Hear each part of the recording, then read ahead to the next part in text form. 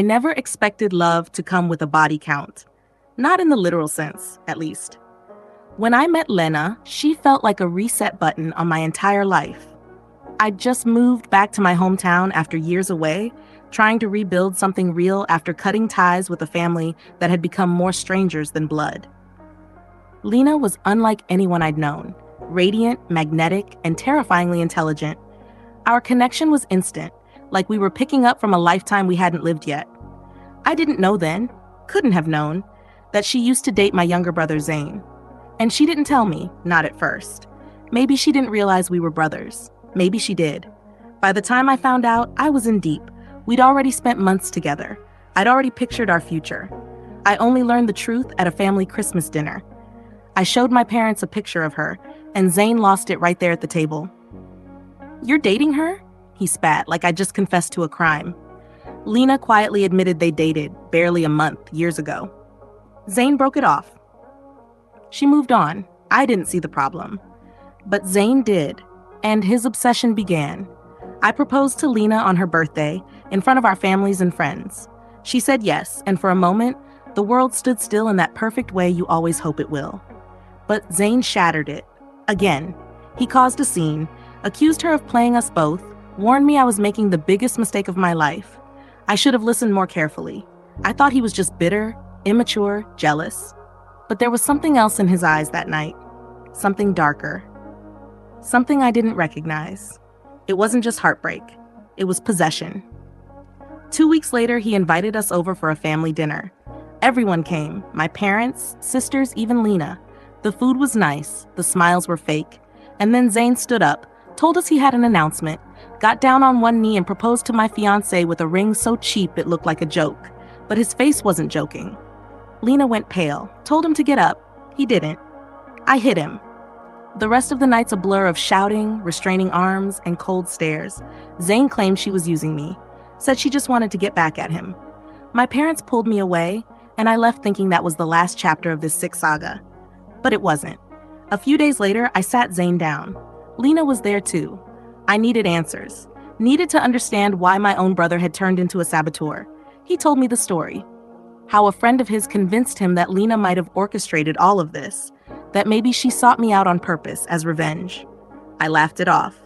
Lena denied it. Told him she hadn't even recognized our relation until much later. But something about his words stuck in my brain, like a shard of glass you don't notice until it cuts deeper. The more I thought about it, the more it started to make sense. Lena had been too perfect, too available, too curious about my past. My family, my relationship with Zane, what went wrong? She never pushed too hard, but always asked just enough. And when I look back, there were places we'd visited, bars, restaurants, all within blocks of where Zane lived.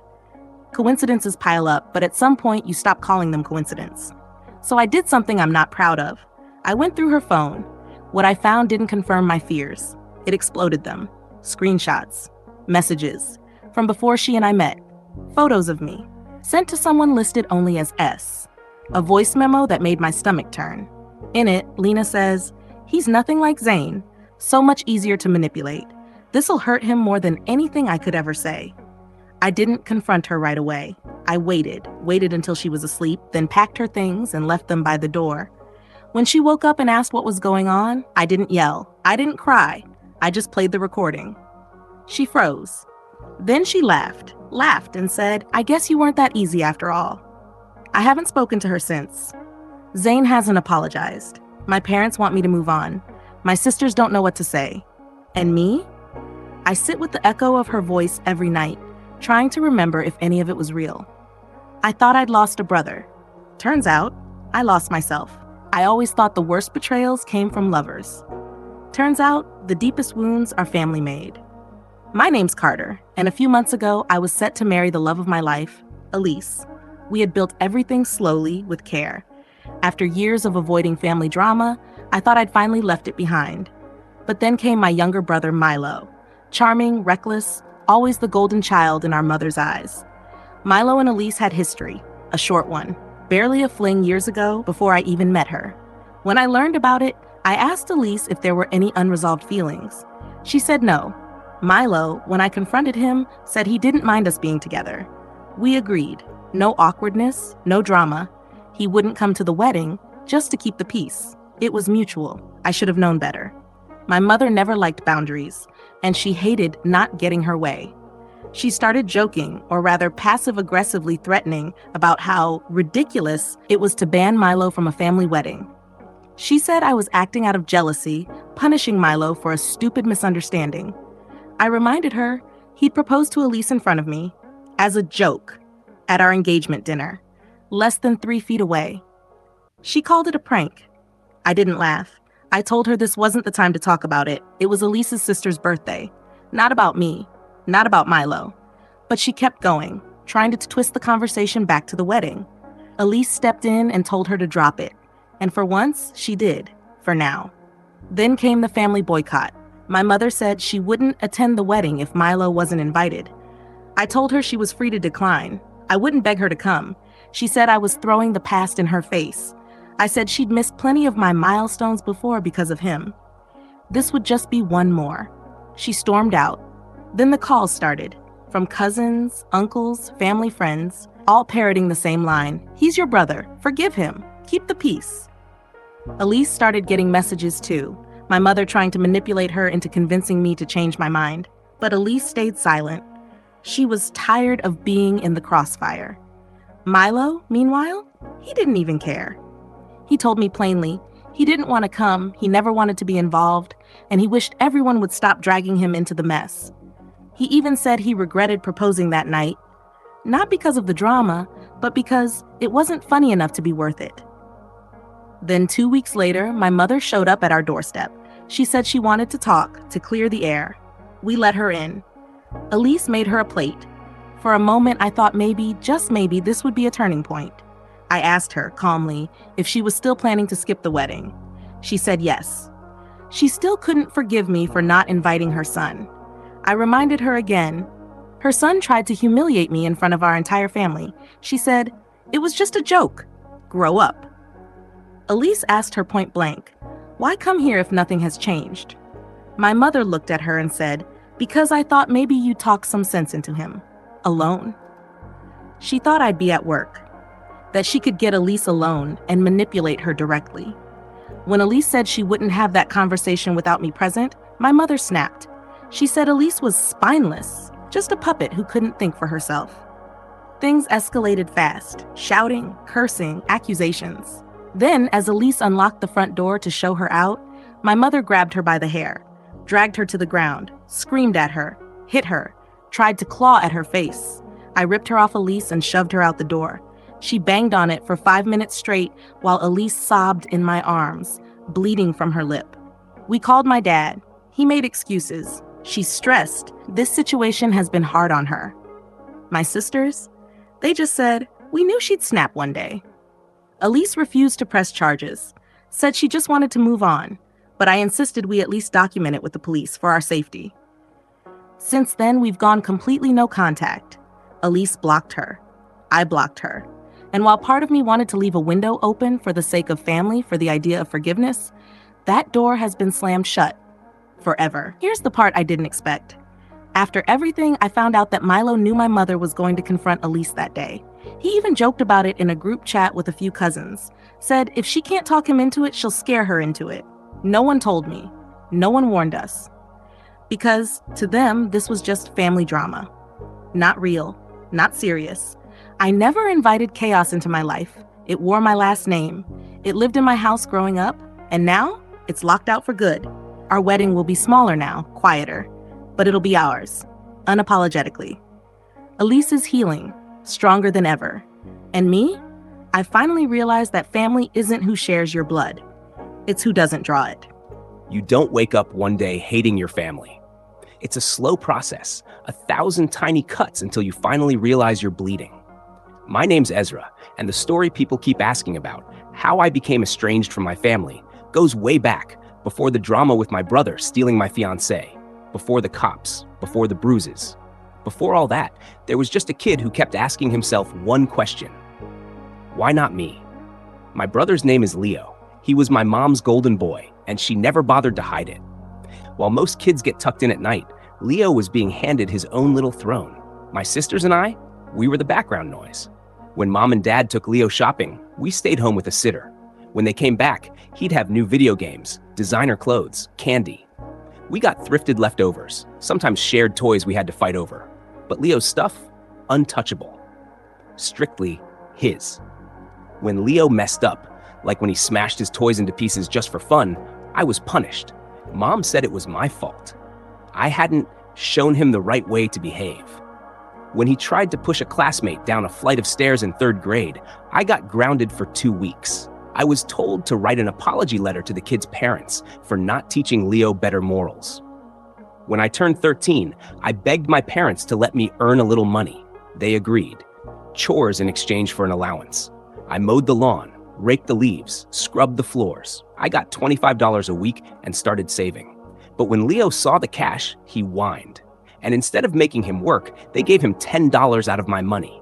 Every single week. They called it sharing. He called it being the favorite. He never lifted a finger. When I asked him to help out, he smirked and said, "Not my job." That was the beginning of the end for me and Leo. By the time I was in high school, we barely spoke unless absolutely necessary.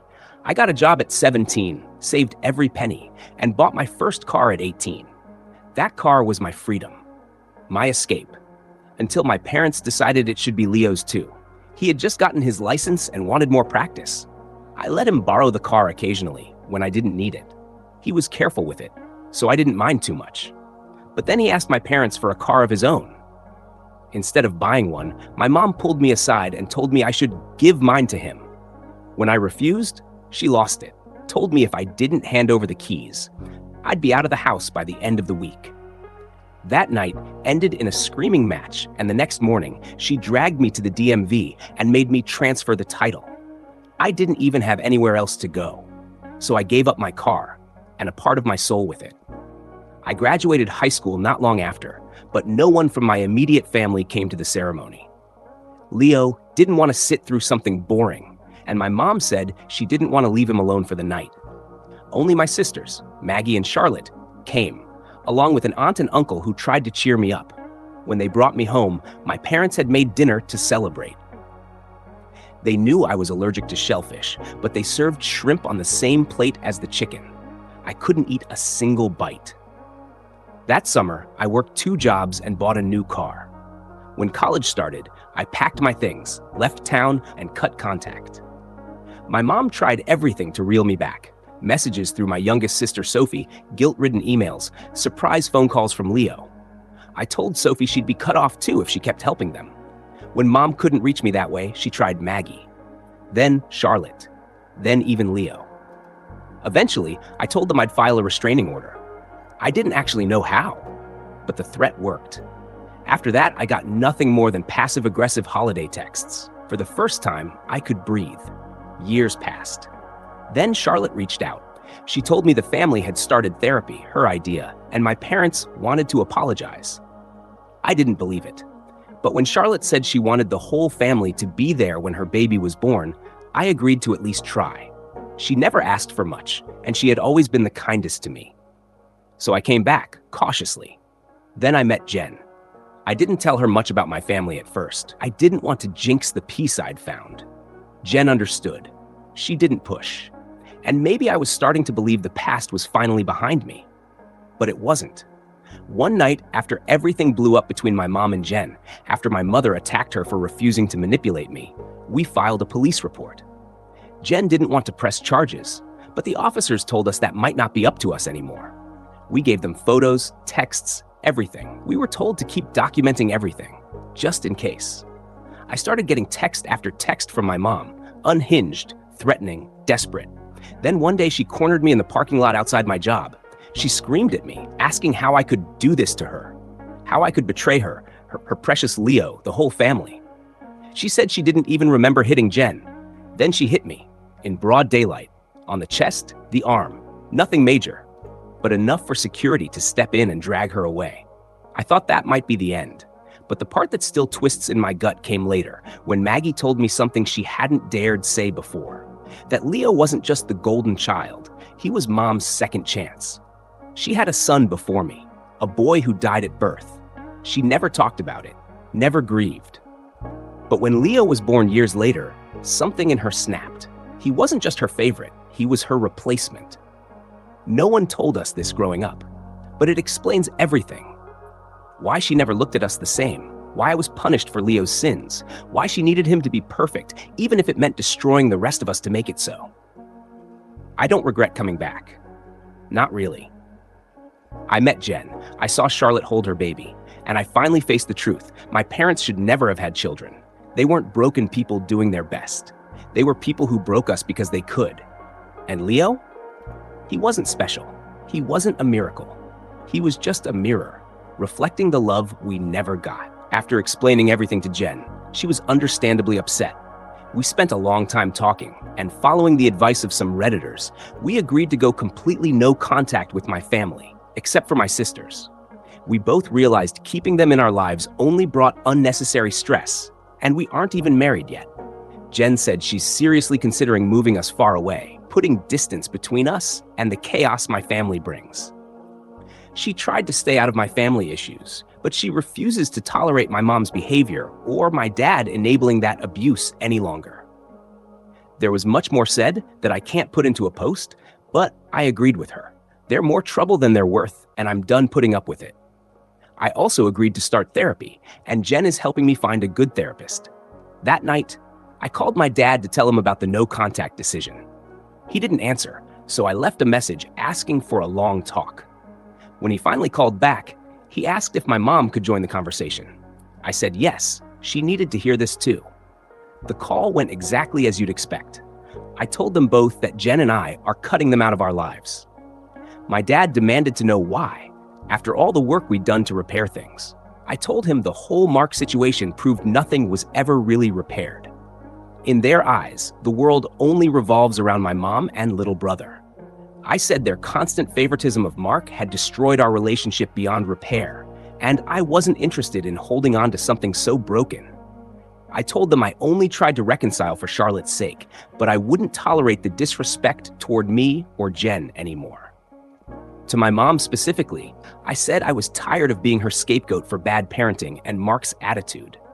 I told her I would never forgive what she did to Jen or the way she treated me and my sisters growing up. She started to say I should move on like my sisters did, but I cut her off. I told her she should take their forgiveness and move on because she would never get mine, especially after what she'd done these past few weeks. She broke down crying, begging me to stop treating her like a villain. I told her she only had herself to blame because I had done nothing wrong. Then she cried harder, accusing me of trying to ruin her life. This sparked a fierce argument between her and Jen, who let her have it with much more colorful language than I ever could. My mom finally stopped talking once Jen was done. My dad said he wasn't okay with being shut out, asking me to understand my mom's struggles. He claimed I was being unfair to punish her for her failings. He said we were family and shouldn't let past mistakes keep us from moving forward. I told him the only people my mom ever cared about were herself and Mark, and nothing he said could change my mind. I told him to decide if he wanted to keep my number, but I was blocking him and my mom everywhere and wouldn't be reaching out again. After hanging up, I sent a long email with links to my posts to my entire family, except my aunt, uncle, and sisters, inviting everyone else to the wedding. I hadn't cried in a long time, but Jen held me as the tears finally came. She reassured me we'd be okay. My sisters reached out after reading the email. I apologized to Charlotte for not continuing reconciliation like she wanted, but she told me it was okay. It wasn't my fault I had to cut them off again. Family reactions have been mixed. Some are angry. I aired our issues publicly. Others are furious at my parents for hiding how bad things really were. The last person I talked to was Mark. He asked if I was cutting him off too. I said no, but I wouldn't go out of my way to reach out. He didn't argue and wished me well with the wedding. We haven't spoken since. Right now, Jen and I are looking for a new place closer to her brother, about 3 hours from here. I spoke to my boss about transferring, and Jen is considering working fully remote or finding a new job. We've changed our wedding venue again, since the guest list is much smaller now. My uncle is considering letting us use his lake house. I don't plan to post anything else unless something big happens, at least not until after the wedding. I just want to move on. Thanks to everyone for the kind messages and support. Happy holidays. Edit. It took me a few days to post this, and I had to remove many details before I could share it. If anything is unclear, I'll try to answer questions. Update. My mom is likely to try to track where we move. That's the kind of obsessive behavior she shows when she doesn't get her way. I've already spoken to a lawyer friend about a possible restraining order. Thanks again for the support. Happy holidays.